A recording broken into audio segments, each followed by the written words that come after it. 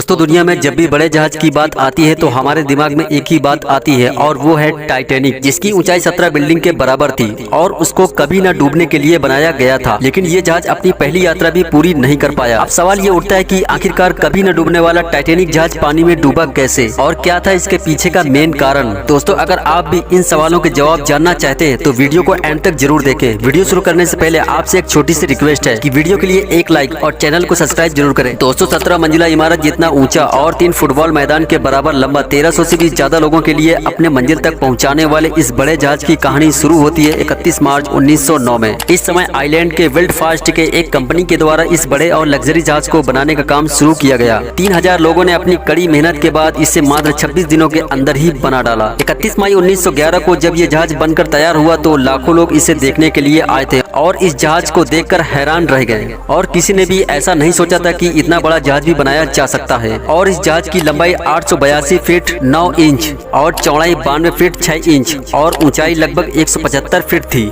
उस समय टाइटैनिक जहाज को बनाने में करीब $7.5 मिलियन खर्च हुए थे, जो आज के हिसाब से देखे तो करीब $145 मिलियन के बराबर है। इतने बड़े जहाज को देखकर हर व्यक्ति अपनी पहली यात्रा करना चाहता था। टेस्टिंग के बाद वो समय आ गया जब इसे 10 अप्रैल 1912 को ये जहाज अपनी पहली यात्रा के लिए रवाना हुआ। अपनी पहली यात्रा को निकले टाइटैनिक जहाज को 5507 किलोमीटर की दूरी तय करनी थी, जो कि इंग्लैंड के साउथहैम्पटन से न्यूयॉर्क तक जाना था। जब टाइटैनिक जहाज अपने सफर की शुरुआत की तो इस जहाज पर 908 क्रू मेंबर को मिलाकर 2223 पैसेंजर सफर कर रहे थे, जबकि इस जहाज में 3500 से भी ज्यादा लोगों को एक बार में ले जाया जा सकता था। दोस्तों, इस जहाज में कुछ लोगों को सिर्फ इसलिए बैठाया गया था कि व्हाइट लाइन के 2 अलग अलग जहाजों में कोयले की कमी हो गई और फिर टाइटैनिक में जगह भी थी, इसलिए इन्हें भी इस जहाज में शिफ्ट किया गया था। साउथहैम्पटन से निकलने के बाद 42 किलोमीटर प्रति घंटे की रफ्तार से समुद्र को चीरता हुआ देर शाम सहपोर्ट पहुंचा। इसके बाद टाउन ऑफ न्यूयॉर्क के लिए निकल पड़ा और 4 दिनों तक जहाज बिना किसी प्रॉब्लम के अपने मंजिल की ओर पूरी रफ्तार से आगे बढ़ता रहा। लेकिन अब कुछ ऐसा होने वाला था जिसके बारे में किसी ने नहीं सोचा था। दरअसल रास्ते में टाइटैनिक जहाज को आगे बढ़ते हुए आइसबर्ग की पहली चेतावनी मिलती है, लेकिन जहाज के कैप्टन जॉर्ज एडवर्ड स्मिथ ने इस चेतावनी को नजरअंदाज कर दिया। टाइटैनिक अभी भी अपनी पूरी रफ्तार से समुद्र को चीरता हुआ जा रहा था। इसके बाद उन्हें दूसरी और तीसरी आइसबर्ग की चेतावनी दी गई, जिसे जहाज के कैप्टन ने गंभीरता से नहीं लिया और जहाज को इसी रफ्तार से चलने दिया। दरअसल जहाज के कैप्टन जॉर्ज एडवर्ड स्मिथ को इस सदी का सबसे विशाल जहाज ही नहीं बल्कि उसे सबसे तेज रफ्तार से चलने वाला जहाज भी बनाना चाहते थे, इसलिए उन्होंने जहाज की रफ्तार को कम नहीं किया।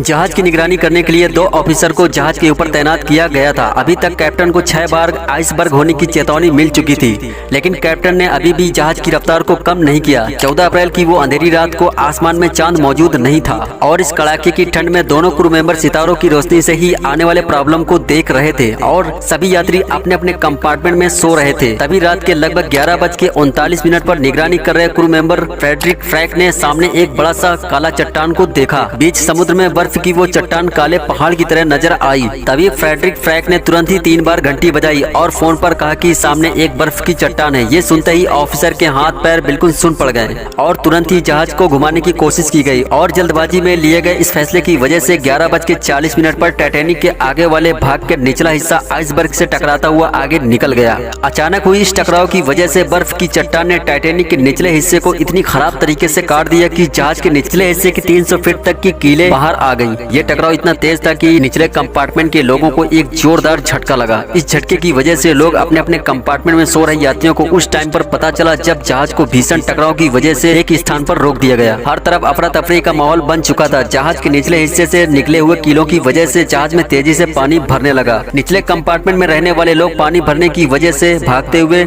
ऊपर की तरफ जाने लगे। तभी जहाज के डिजाइनर थॉमस एंड्रूज ने जहाज के कैप्टन को बताया कि जहाज के 5 कंपार्टमेंट में पानी तेज रफ्तार से भर चुका है और अब ये पानी धीरे धीरे ऊपर के कंपार्टमेंट में भरना शुरू हो जाएगा, इसलिए जहाज में मौजूद लाइफ बोट को निकाला जाए। क्योंकि टाइटैनिक एक ऐसा जहाज था जो कभी नहीं डूब सकता था, इसलिए इस जहाज में 20 लाइफ बोट को ही रखा गया था, जबकि इस जहाज में 64 लाइफ बोट आ सकती थी और एक लाइफ बोट पर 60 से 65 लोगों को बिठाया जा सकता था। लेकिन भगदड़ होने की वजह से एक बोट पर 28 से 30 लोगों को बिठाकर उसे जाने दिया। लेकिन बाद में इस पर सवाल भी उठाया गया कि आखिरकार क्यों जानबूझकर इतने ज्यादा लोगों की जान खतरे में डाला गया, जबकि कुछ और लोगों की जान को बचाया जा सकता था। वो मंजर भी कितना खतरनाक और दर्द भरा था कि देखने वाले की रूह कांप जाए। लोग इधर से उधर अपनी जान को बचाने के लिए भाग रहे थे और वो चिल्ला रहे थे कि बस बस कैसे भी करके अपनी जान को बचा पाए। लेकिन कड़ाके की ठंड और आंखें दिखा रहा समुद्र उन्हें जान बचाने नहीं दे रहा था। तभी अपनी जान की परवाह न करते हुए जहाज में मौजूद म्यूजिकल ग्रुप ने अपना संगीत बजाना शुरू कर दिया ताकि अपने आखिरी पल में उन्हें कुछ क्षण के लिए राहत मिल सके। इस म्यूजिकल ग्रुप ने अपने आखिरी सांस तक संगीत को बजाते रहे और अगर कोई एक मेंबर समुद्र के आगोश में समा जाता तो दूसरा मेंबर इस काम को जारी रखता। दूसरी तरफ जहाज के 5 कंपार्टमेंट में पूरी तरह से पानी भर चुका था, जिसकी वजह से जहाज के आगे का हिस्सा 10 डिग्री तक पानी में डूब गया। आगे का हिस्सा पानी में डूबने की वजह से जहाज का पीछे का हिस्सा ऊपर की तरफ उठने लगा